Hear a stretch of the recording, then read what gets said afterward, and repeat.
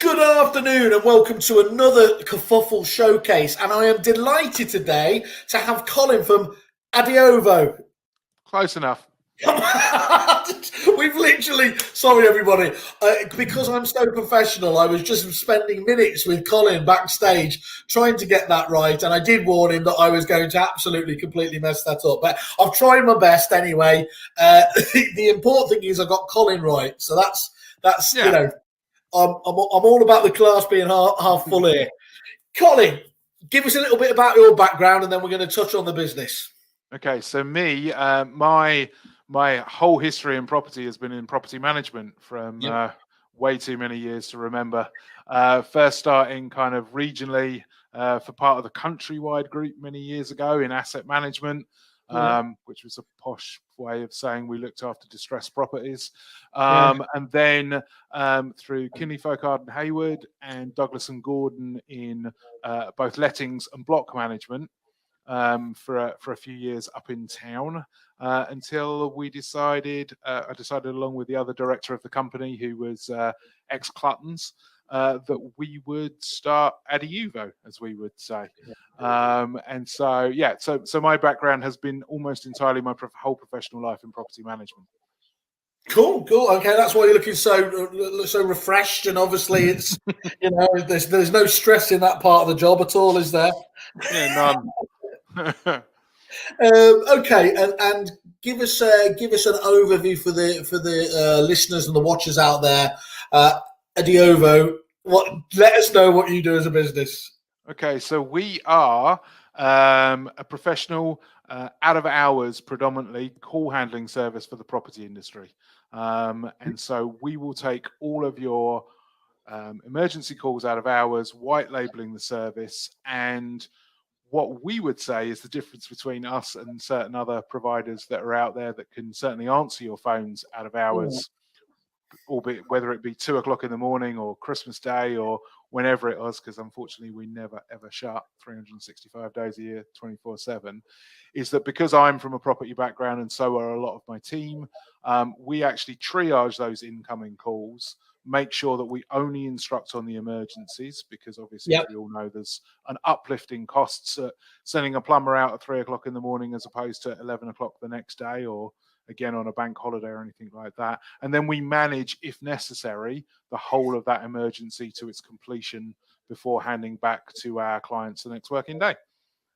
So that's fascinating. So that, as you mentioned, there's great companies out there, the likes of Moneypenny and other ones out there that do that kind of the call answering, as they famously always used to say. We answer calls, and that's all we're doing. And what you guys have done from day one is actually say, no, we're going to explore and develop that niche, and we are going to expertly handle this property management element of it, and actually do far more as your own internal team would be able to do, to make sure that you actually progress it to the right point in the quickest possible time.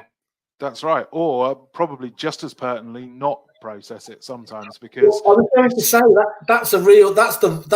isn't that, I mean, I can imagine that you could deal with any number of actually companies who would just be very good at saying, well, we're going to just escalate this. But as you've mentioned, with the cost element of this, that's absolutely the last thing you'd want to do, isn't it? Well, absolutely. And especially as if I'm acting for you as the estate agent, for example, I'm not even spending your money, I'm spending your client's money. So it's even worse if I can't justify to you why I've taken a certain course of action. Yeah. Unfortunately, if at 3:00 in the morning somebody's washing machine's not working, then that's not actually an emergency in the true sense of the word. You can still hand wash a shirt for work the next day or whatever it might be. But if you've got water pouring out of the boiler, then obviously that is. I mean, interestingly, we've been doing this for 13 years now, and our stats would say that about 36% of all calls that we receive are actually emergencies. So about 2 in 3 calls that we get on emergencies. I think the key thing there is that we don't just have a computer says no kind of response. We'll still take all the details. We'll report it back to our client. We will, with knowledge, tell the caller why it's not going to be done right now, but that the main office, as we would refer to them, will pick it up the next day. But in the 1 out of 3 that are emergencies, then that's when we kick into gear. Actually, they're the easier ones to deal with rather than telling people, no, they can't have a brand new cooker on Boxing Day or something along those lines, or whatever the unusual requests that we get might be. The emergencies are actually the easiest ones, because then we can just instruct a contractor, coordinate and liaise with them throughout the emergency, and then, as I said, report it back to our clients the next day.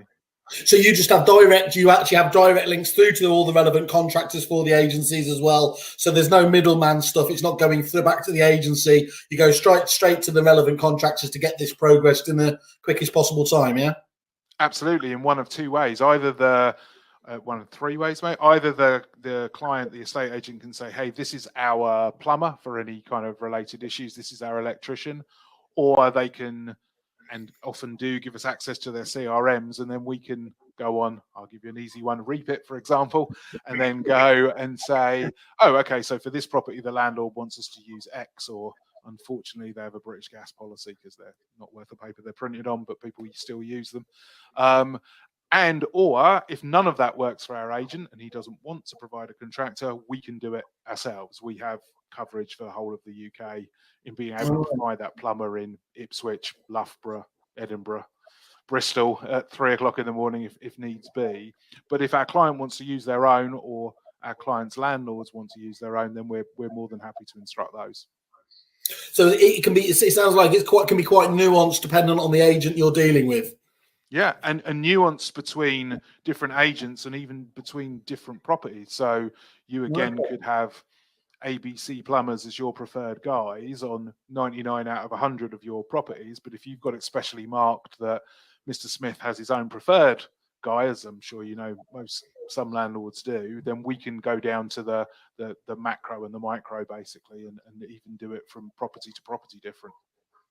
That's a really nice feature to have in your kit bag as well. I mean, obviously, I'm a bit of a train spotter for CRMs, but so to be able to actually go in and use most of the well-known one there as well, that must be a nice feature for most of your clients, knowing that they obviously there's no rekeying of information and things like that, and everything. Whether it be Reapit or Radar or Spazier, or because it's just on the maintenance side, Fixflow or whatever, we can access the details via our client. They'll give us logins and we'll just go grab it and make sure. And then also that means that if they've got any special kind of notes for the landlord or the resident perhaps on file, that they need special attention or that they can cause issues or anything like that, we get access to all of that.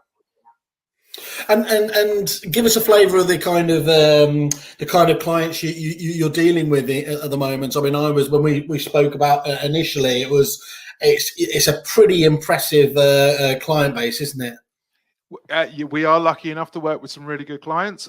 It's kind of come from our background that we started possibly more in block management and then moved over. So some of the multidisciplinary firms have picked us up, but we work for Savills, Cluttons, Knight Frank, Hamptons, Chestertons, kind of, I guess, some of the more bluer chip versions of letting agents, as well as, just as much a one branch estate agency in Lincoln or anything like that. So we do the whole thing, but we are lucky enough to work with some of the bigger names as well. They're the bluest of chips. That's the So I don't need to ask about your service level agreements and stuff like that, because obviously they expect the very best, and I'm assuming they must be getting it. And I think the key thing is you've been working with a number of these names for a long time, haven't you? So it's just the most obvious point there that for a company to keep clients like those on board who set and expect the very highest of standards, you've got to really make sure you're meeting those high values. That or nobody else wants to answer the phones at 2 o'clock in the morning. I'd like to think the former, and it is our niche, and obviously we like to think that we keep the repeat business. And without bigging ourselves up too much, we're responsible out of hours for that company's brand, because 99% of our clients want us to answer in their name. We do that, so we would answer as ABC Estates or whatever it might be out of hours. So we're actually entrusted with their brand between 6 o'clock at night and 9 o'clock the next working day, at least on the maintenance side. To be those people, we are purporting to be their emergency out of hours service. So they believe they're talking to that company. So hopefully that reflects what we do. Yeah.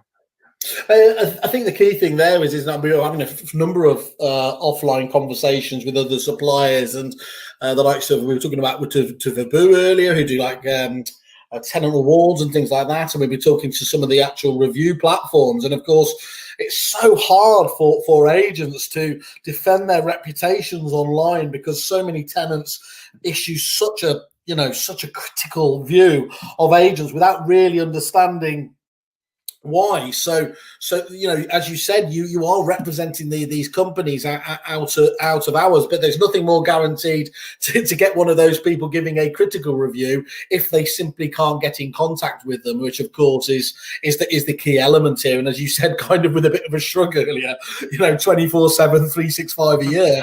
But that's incredible, isn't it? I mean, and actually, we were talking at EA Masters. Increasingly, you've got to stop thinking about the fact that you are being judged against fellow estate agents. In this day and age, you're being based against other businesses in whatever vertical they are. And increasingly, if those ones are moving to a 24/7 ethos, that's it's like that, isn't it? That's what the expectation is. You can get on the phone to someone and deal with it at any given time. Yeah, I mean, certainly when we first started 13 years ago, there was occasionally people that raised their eyebrows and said, "I'm not sure if we actually need this," but I'm pretty certain. I mean, it doesn't have to be us. We would like to think it should be, but everybody, it seems now, needs to have something in place to be able to, and not necessarily, to find out if that 2-bed's still available or whatever. But if you've got tenants that you're responsible for, and their boiler stops working on December the 14th when it's -3 degrees and they've got a 2-year-old in the property, you do have a problem if you don't have a way for those people to, to get help and assistance, which is what Adiuvo stands for, by the way, in Latin. That's where the name comes from. To help. I knew there was some classy link. I should have. I'm surprised a man like you didn't know that with your obvious public school background. Yeah, I know Peteris Paribus and all of that. So I've really let myself. It shows I was only allowed to do it for 1 year, and then I was moved into I should have known that, shouldn't I? Yeah. I think that's fantastic, though, to be honest, there, Colin, because one of the key elements there is, you'd be salivating to then use this as a tool when pitching for business, wouldn't you, in all honesty? If turning this to your advantage when you're out there talking about it, and we offer this service 24/7 365, you can talk about market share, you can talk about all manner of things, but if there's anything, so there can't be many USPs that you can just have on a simple tick list that would appeal to a landlord in such a simple way. Yeah, and we like to think, again, the difference is because it's not just, I mean, we know the guys at Moneypenny, we work with them on a couple of bits and pieces and stuff there, but our little niche, which, as you rightly said, they've always wanted to keep away from, is this, that we can do this with knowledge. It's not the fact that they're just getting through to a call centre, and I wrestled with the fact for ages that we are one, but we are. I like to still think of ourselves as a property management company, but we are a call centre, but we happen to be staffed by a mixture of customer service people, certainly, but with people with knowledge and experience. As I said before, ex-Cluttons, ex-D&G, we've got we're actually based over the water in Ireland, so we have a few people from the property background here that manage blocks and properties over here. And that's what we specialize in. We're not answering calls for any other kind of sector, alongside these. This is your baby. Yeah, well, we have a few properties to look after, so we have to make sure we concentrate on it. Yeah, it's fascinating. I can see where obviously it would have taken many years. I mean, you're 75 staff as well, is that right? Yeah. 5 new starters this week, so that will take us up to 80. See, that's fantastic in terms of size scale, but also just that niche of having to have the expertise, and of course the training, the onboarding, and everything else there means that it's going to be very hard for a competitor to just go sprout out of nowhere, because they can't just sprout out very easily. Well, certainly they can't do both. They can't sprout out with scale and expertise, can they? And actually, you have already having that scale and first of all, the client base. Secondly, the exposure, as you said, nationally over there gives a real, is a really strong feather to your bow. Plus, it's really difficult to find good staff to work at 2 o'clock in the morning as well. Yeah, well, it takes a while to put that team together. Well, I'll ask you offline there to see how we can take Kerfuffle 24/7 365. Okay. and see what I'm doing wrong with my lot who stop at 3:30. But that's probably a bit unfair on them. I'll start getting some rude things. Pay them too much is the only answer. Good stuff. Okay, so what? So you spoke about obviously the element that you've come from this ethos, but what other reasons should agents feel like they can trust this most valuable of resources with you? I think well, they are entrusting their most valuable, nigh on their most valuable resources, which is their tenants, their residents. And you know, and as I said, entrusting their brand that their landlords are reacting to. I mean, hopefully it does come down to that knowledge, and now the setup that we've got, that we can deal with kind of pretty much any instance. We know what we're doing. I think hopefully we provide a kind of peace of mind for agents that they can turn their phones off at 5. I mean, all right, I don't do it, but we know people have a stressful kind of job, especially the current climate, you know, trying to keep doors open, trying to keep jobs open. But if they can actually, you know, kind of turn that phone off and know that, you know, unless it's something ridiculously off the wall, and we have an escalation rate of about 4% so far. So 1 in 20 calls, we might check in with you if something serious enough has happened. Okay. You need to know about. But otherwise, the other 19 out of 20, we're just going to deal with. We're going to deal with correctly. We're going to know, as I said, the difference between somebody reporting no hot water on July the 14th and it's 74 degrees outside, and it's a Tuesday night at 11 o'clock. We're not instructing on that because we shouldn't be. You know, you've got 24 hours to at least get that in place, and we're not charging the landlord the uplift at that time. But if the same circumstances happens at December the 14th, and you know, the vulnerable people, they're going to get it. And we know the difference between those sets of circumstances. It's why people tend to use us, because we understand those differences and the nuances, because this is what we've always done, basically, for our working lives. Yeah, and you spoke there about, you know, some of the clients challenging you kind of early on whether they actually needed that there. One of the things I was amazed at when we in my old CRM days, we used to have things like the landlord portals and the vendor portals, and we simply couldn't believe the amount of people that logged into these seemingly out of office hours. It was, you know, there seemingly was a demographic that never slept, or more night workers than we could ever believe. Has it been borne out over time that you know it is absolutely necessary? Yeah, I think, I mean, it was what you were saying earlier. Even if there isn't a necessity for an estate agent or a letting agent to be open 24/7, because, you know, the website can do some of their talking for them, or whatever else they have in place. It's just especially from the younger generation, mostly the renting people as well, it's just this expectation of being able to do everything else 24/7. So why can't I phone my estate agent 24/7? I think is where it comes from, rather than actually thinking I should be able to phone specifically my estate agent. But then obviously every now and then they really do need to do it because, you know, there's water pouring out of this, or the electrics are sparking, or, you know, there's an actual problem where material damage or the health and safety of the residents is at. But it's definitely much more of an expectation now. I mean, we regularly get calls where people say, "Oh, I just wanted to check when the rent was due," or, you know, spurious kind of things, you know. But they almost expected someone to be there to answer the phone. Yeah. We politely refer them back to the client for the next day for, you know, things like that. But there is an expectation. We work a lot on the block side, and probably even more on that. We get kind of calls for people just, "Oh, can I pay my service charge?" or things like that at 3 o'clock in the morning. Yeah, so I think it's just an expectation these days.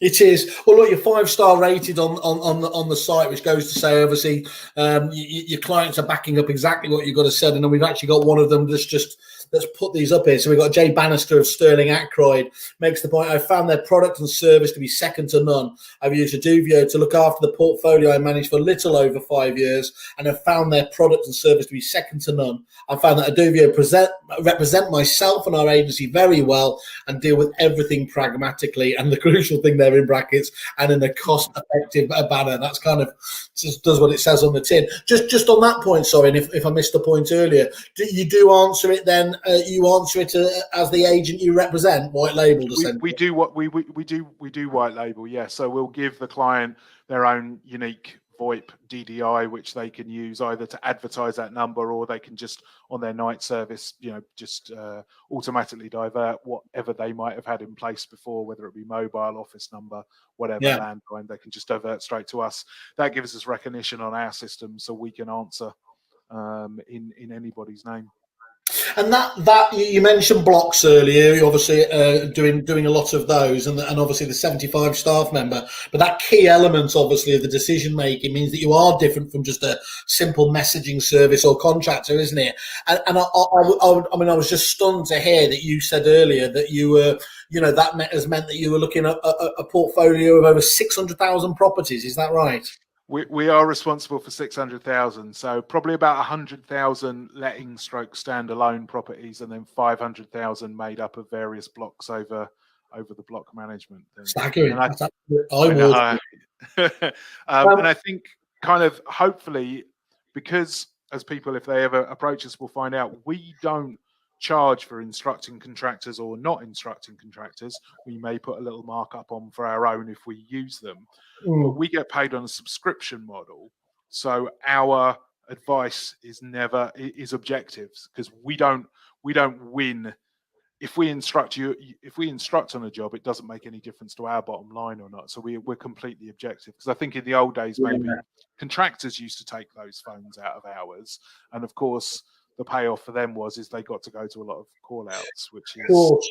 And what you're almost doing there is, aren't you, like so often with com plans, if you commission, if you give the referrals to the wrong elements, it's going to reinforce the wrong behaviour, isn't it? So that makes perfect sense there. Okay, right, and so just talk us through in terms of this kind of the reporting side of things, because I believe haven't you got an integration with FixFlow at some level? Yeah, it's a little more basic than I would like at the moment with Raj, but we're working on the full integration at the moment. In fact, we have somebody specifically doing it from this week. But at the moment, you can set FixFlow up to recognize if perhaps people are using FixFlow to report something which might be an emergency, and if they are, and it falls in our hours that we're responsible for, it'll push that notification, as well as recording it in FixFlow. It'll push it to us, and then we'll get it via email. Actually, it's just very simple, and then we'll actually go, hang on a second, they're reporting that there's a problem with let's just say, they're reporting a problem with an alarm, and they're not quite sure what it is, and it sounds to us like it might be the CO2 alarm, for example, from their description, perhaps, whatever. And then we'll just phone them up and say, hey, you've reported this via FixFlow. I think we should be dealing with this right now. Yeah. And then shortly, though, we'll be able to push information backwards and forwards. So anything we do on our system will be able to just go straight onto FixFlow. So there'll be no copying and pasting for our for our clients. Once they get our reports, it'll just update FixFlow automatically. That's a marriage made in heaven between you and FixFlow, isn't it? Really, if you're looking at two companies, should be working. Exactly. I've known Raj for quite a bit of time, and to be honest, actually, he was pushing it before I dragged my backside into gear. So probably the one that held it up a little bit much. But we are working on it actively from yesterday, the next stage of the integration. I know Raj very well, and his greatest gift to me as one of the foremost prop tech thinkers. He's telling me all the time why my business model will never work. So I'm now purely driven by spite, just to teach him wrong, and basically, he hates I tell him all the time that he's my mentor, and he says stop telling me. Excellent. Good. Okay. Look, just talk us through then that approach to suppliers again. Then, so essentially, yes, you're obviously happy to use the agents, the ones there, but you can recommend yourself as well. Yeah. So if you've got your own preferred contractor, no problem. If your landlord's got his own one, no problem. If you don't, but the landlord does on that one, again, we can just follow your instructions there. But if you want us to provide the contractor, we will do. It's certainly not. We don't insist on it. Quite often, perhaps your contractors know, or the estate agent's contractors know individual properties better. So if they're providing an out-of-hours service, keep them doing it. But if you have got a property in I don't know why I keep saying Ipswich, but Ipswich, and there's a problem at 2 o'clock in the morning and you need a plumber, we can provide one. We have UK coverage. Our portfolio is from Exeter to Edinburgh. So we do charge a little bit of an admin fee each time that goes out, but we publish that to our clients. But we are equally as happy as instructing your guys, but ours are there as a fallback. And contractors, as everybody knows, are so difficult to find good ones to work with. Out of hours, times that by 10 to find people that are reliable and good to do it. We've spent 10, 12 years building our supplier list and still do every day. So we can cover all the essential trades out of hours. I mean, I think that in it, you know, obviously you've got your core business function there, but that in it is going to be gold dust to some people, isn't it? I mean, I can see why that would be so, given your exposure to that part of the marketplace with the size and scale and everything that you've got. I think that's the difference. It's the scale. So I can maybe get a contractor that's quite prepared to go again to Ipswich at 2 o'clock in the morning because I'm giving him enough work. But if you're an agent with 200, 300, 100 properties, whatever, you're not going to need that guy very often because, you know, it doesn't happen that often. So I think because we've got volume, we can probably at times provide better lists, supplier lists availability than some, although you'll always have those local ones that work for you that are really good, that are still happy to go out at all hours. Okay, great. And another one here, we've got Sam Mason as well from so I couldn't imagine doing sorry, I'm just hiding you for a second, so if you want to have a cup of tea or something, where you can Best do way. It's it's worth it. I couldn't imagine doing my job without Adiuvo now. I just wanted to pass on a huge thank you to you and all your fantastic staff at Adiuvo.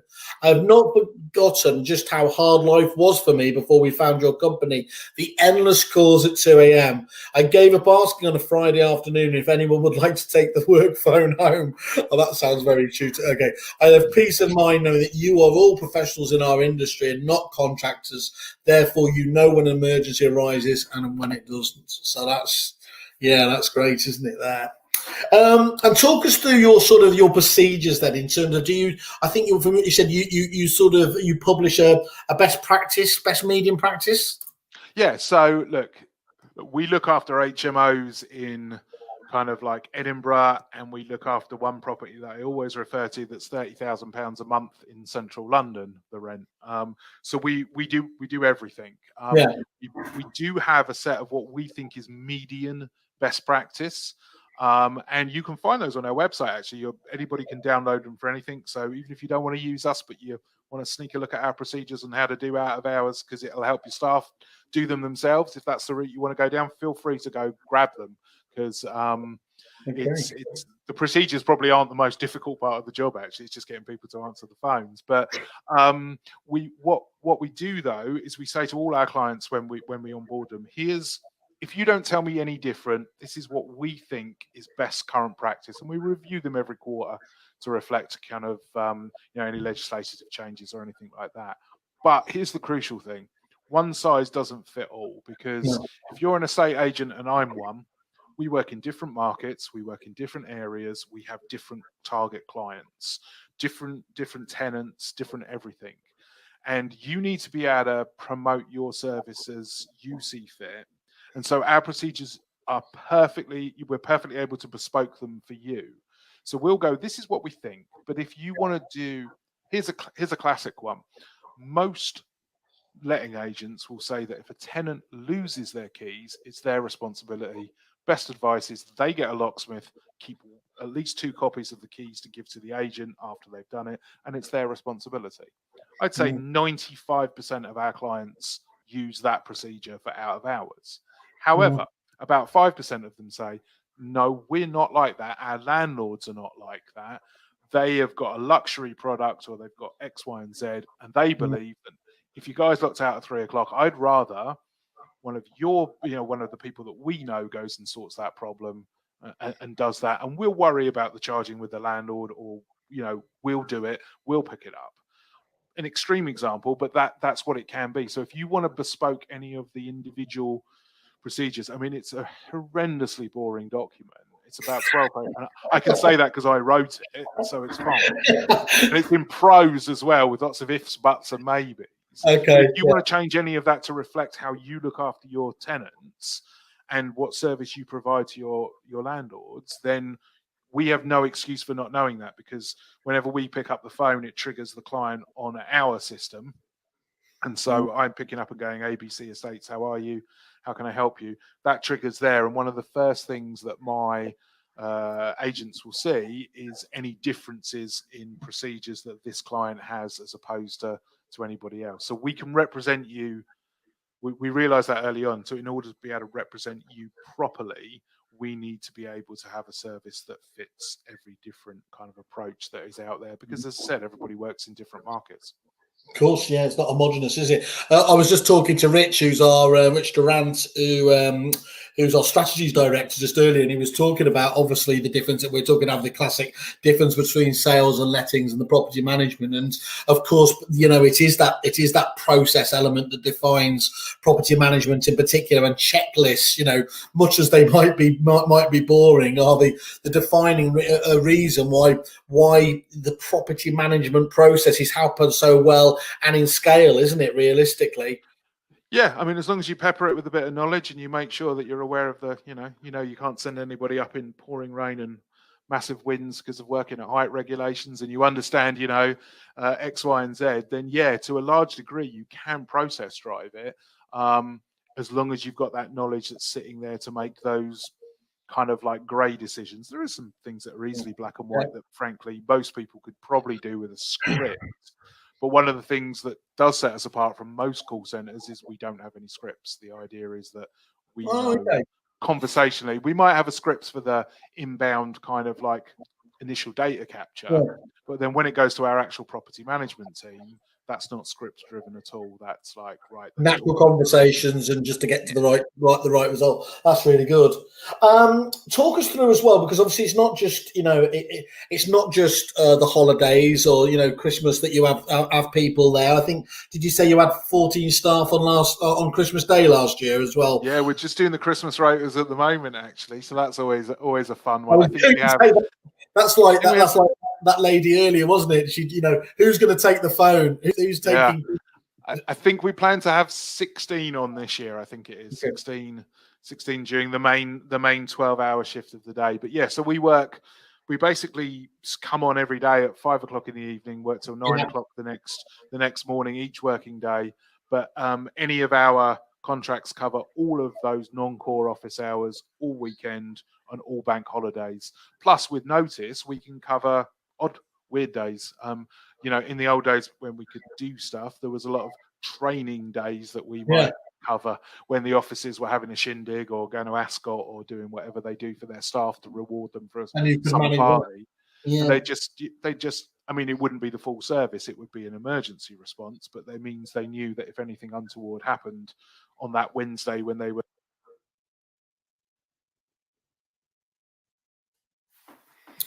So you just lost the sound. Can you hear me?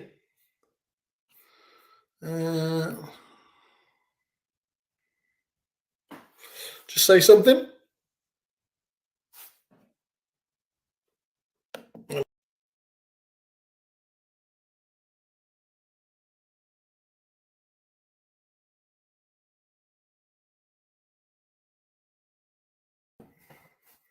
How about there? You there? No, I've just suddenly lost you. Lost the. Oh, there you're back. You're back. Another one. I switched to the webcam kind of microphone. Can you hear me still now? Yeah, that's fine. I've got you now. It's a bit echoey, but that's absolutely fine. Sorry, I don't know what happened there. It might have been a my end, to be perfectly honest. But as long as you can still hear me now, I'm using the webcam microphone. It was because I've got you. It's because you mentioned Ascot. You said the demo. Unhappy there. Okay, I mean that's absolutely fantastic that you've got that. Mind you, I would say that's probably going to be the most exciting Christmas most people have got, isn't it? Getting together with 16 other people in the office. Well, except most of them are working from home right now, unfortunately. Oh, okay. We've actually had offers for the overtime over the Christmas period this time, because people, I mean, whatever the difficulty sometimes, and running a call centre does have difficulties working from home because you miss the communal problem solving sometimes that you have to export to teams rather than anything else. But yeah, with people working from home, it means that, you know, in theory they could just pop on their PJs and still be answering calls expertly, even if they don't look like they're experts at the time. So, Colin, you've expressed upon us, obviously, the importance of the knowledge and everything else. How much does all this cost to be able to deliver this 24/7 service and, you know, high-end advice? It's a fortune. No. So we work on a subscription model of per property per annum. Okay. The one caveat that I'll get to at the end, because we have a minimum monthly fee. Yeah. But basically, £6.50 per property per annum. Okay. Wow. So for £6.50, whatever that property throws at us for the year, and let's be honest, some properties will throw at us a lot. Yeah. Some have brilliant tenants who fix everything themselves, or don't worry about X, Y, and Z going wrong, or save off all the small bits and don't call us. But as I said, it's a subscription model, but we do have a minimum fee of £200 per month. Yeah. Yeah, but that makes sense. So yeah, it's not like you can't really just have people dipping in and dipping out, can you? They've got to. Or just giving us 3 properties for you know, £19.50 for the year, because obviously we have to set lines up, we have to display procedures for everybody. We have to do the same amount of setup whether you've got 12 properties as whether one of our block clients has 81,000 properties. So the setup is still the same, unfortunately. So a minimum fee of £200 per month. But if you want to break it other than that, £6.50 per property per annum. Some of our clients charge it on to the landlord and have it as a separate standalone but advertised services. Some absorb it. None of my business how you do that or what you charge it out afterwards. But that's entirely your decision, not ours. But I've read out a couple there, and there's more on the website for anyone who wants to go have a look there. You know, we heard just above that somebody said it was fantastic value for money. It certainly strikes me that peace of mind has to come at a price, and that doesn't strike me as being a bad price at all. And look, you know, you've got some absolute, yes, as you said, those blue chips there. But you know, I've dealt with those blue chips before, and they negotiate hard on their fees. So I'm sure you're in that right, lovely Goldilocks zone of not too cheap and not too expensive. One would hope so. Good stuff. So just talk us through again. We've spoke about a couple of the above. What do your clients say about you, and crucially, what would you like to think your clients said about you when you weren't in the room? Well, apart from the stunning good looks, obviously. That was obvious. I think what I'd like to say, I think what I hope they say is we provide expert knowledge at a reasonable price at ridiculous times. Yeah. So ridiculous times of the day. And to be honest, all we are in inverted commas, and that is inverted commas because I was one. You know, is we're a bunch of property managers that work stupid hours. That we do that. So we've made that expertise available at unusual times. And I just hope that, like one of those reviews earlier, that we allow people that, Jesus, I know how hard, you know, both when I was actually probably gainfully employed, I sat in departments that were next to the sales or the lettings team. I know how hard these people work. And, you know, Jesus, lettings especially gets even more process driven and more stuff that government palms off onto people to do for them, and you know, all the checks that are now on the balances and all the stuff there. Just to be able to turn that phone off and be able to know that if something happens, that it's covered, and that they're providing a service to their landlords and to their residents in their, you know, every now and again their time of need, sometimes in their non-time of need, and we can put them right about that nicely. That, you know, that they can shut their phone off, and that we're not charging them, you know, we're not charging them the earth to do it, that we're charging a reasonable rate that means that they can get some respite from doing that, and or being on holiday, and you know, that oven that always stops working on Christmas Eve, or you know, the leak that always only happens at 4 o'clock in the morning, or whatever else, because you know. So I'm hoping it's expertise at reasonably good value, money-wise, that equals great value overall. Is there? Do you have a demographic that's a kind of, obviously we were talking about sort of that mid to top end block of prime agents. Do you specialize in that group, or or as you said, actually with the scalability and the coverage you've got across the country, you literally are, you can, whether it's a one office agent or a 500 office. I mean, absolutely. I mean, and laughing, we said it earlier, we do have somebody that has 3 properties. That gives it to us for £200 a month, actually. So, but I think I mentioned it earlier. We do everything from HMOs in Edinburgh to, I'm not picking on the fact that Edinburgh only has HMOs, lovely properties as well. But we do everything. I mean, property management is property management, and actually, there's no excuse for not giving the residents in that HMO the same response as that person in, I don't know, Ovington Square or wherever, or Park Lane, or wherever some of our properties may be. Those tenants still deserve to be looked after and have a quick response to anything that's putting safety at risk. Yeah, perfect. And so well, we've got your costs there, but you've been very kind to say for our Kerfuffle members that you've been able to do a special deal. Do you want to just give us just an overview? Well, yeah. So occasionally, because it is quite intensive, we have to charge for the onboarding and some administration costs on top of that £6.50 per annum. But to any Kerfuffle people coming to us from Kerfuffle or any Kerfuffle users, there will be no onboarding costs, and there will never be any admin fee. So we'll always stay at the £6.50 per annum. And then, as if by magic, I have the ability to put everything up on the screen. Yeah, exactly. Well, Colin, thank you. First of all, thank you very much for that. It's, again, fascinating. Every time I talk to you, I just learn a little bit more about the size scale that you're able to deliver there. I know for me, easy to say here in my PropTech tower, but it would just be obvious to be picking up the phone to you and letting you pick up the phone to my clients. But I'm sure our clients will be a little bit more hard on the negotiation. But I encourage everybody getting contact with Colin directly. Obviously, just mentioned Kerfuffle. Do make sure, as we always say on these showcases, this is the first one where we're introducing the company and the people there. Go and have a look on the landing page, learn a little bit more about them. Look at those reviews. They're always named people. They're not they're not anonymized, so you can have complete faith in the fact that they are tried and tested reviews there. And if you want to, there's an I'm interested button on that landing page. Please click on it if you need to. And of course, we will pass on all of those leads to Colin directly, who can help you out with your inquiry. I mean, I think for me, Colin, really looking at the sort of the main takeaways really in this is, with being able to just concentrate on the value, the expertise, and the peace of mind without having to be on call all the time, it's well worth that £6.50. I'm going to agree, but obviously I would. Yeah, I told you not. You weren't coming on Paxman.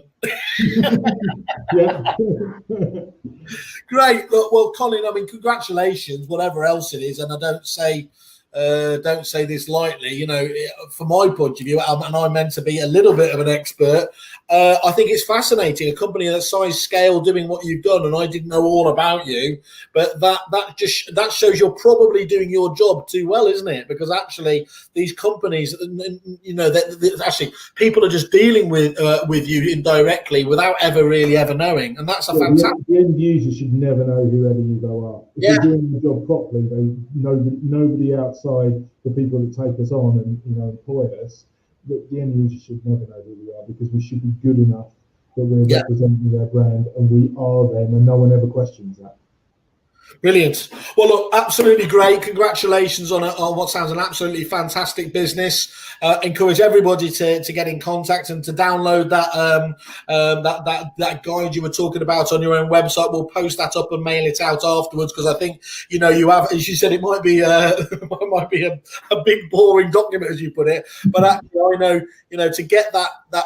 To have to extract it, to get the time, energy to sit down and go through things like that is actually the difference, isn't it? Because it's one thing being in your head, it makes such a dramatic difference when you get that out of your head to other people within the business.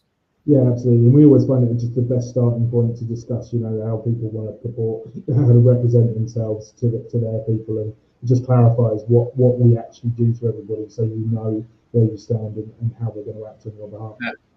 Well, look, Kerfuffle has always been the first company to hang on to someone's coattails, so we look forwards to that. I'm going to go away and now rekindle my love of Latin and pronunciation. So, Colin from Adiuvo, and if I got it wrong again, I think I've pronounced it 7 different styles. So, everybody does, don't worry. Don't worry, by the next time I will be all over this. Colin, thank you very much for your time today. Wish you the very best, and tell the team who are working on Christmas I'm thinking of them. Thanks very much, Simon. Thank you for your time. Cheers, Colin. Thank you very much. Bye-bye.